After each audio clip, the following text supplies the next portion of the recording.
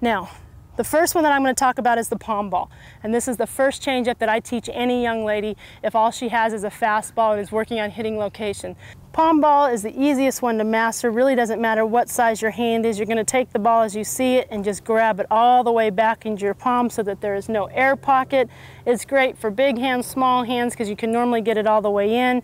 You might, if you have smaller hands, want to go ahead and put it right up there on the seam, right there, so that you have something to hold on to if you feel like you're losing the ball. Once again, here's your little release point that we'll talk about in every pitch you ever learn. 5 to 7 inches this direction, 5 to 6 this direction. As I'm coming through down in here, my thumb's going to pick up slightly off the side. As if you look, my palm is facing down towards the ground as I push or I flip that ball off my fingertips to go all the direction of that 40 to 43 feet. So it's back in the palm, all the way smack in there, much like you're holding a shot put. There's absolutely no air pockets in there. Now, let's real quick go to the wrist snap. This wrist snap is a wrist snap slash push.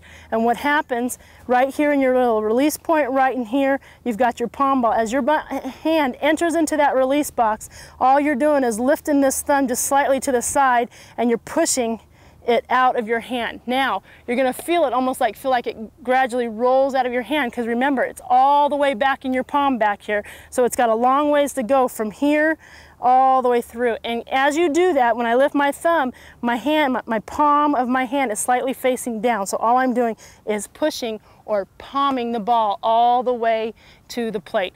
Best thing about this is if you palm a ball overhand or underhand, you can try to throw that ball as hard as you want, but you will feel how much longer it takes to get out of your hand versus if it was in your fingertips. It's a quick snapping action for the speed. That's where it takes off a lot of the speed.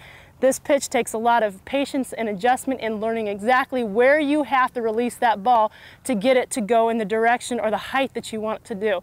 Number one rule that you'll learn with any off-speed pitch, you want to make sure it's knees and lower. Anything up above that leaves the time for the batter just long enough to possibly get their hands back and hurt you with a base hit or do something. So you want it knees and lower off speed, no matter whether it's a knuckleball or a palm ball. That is definitely that.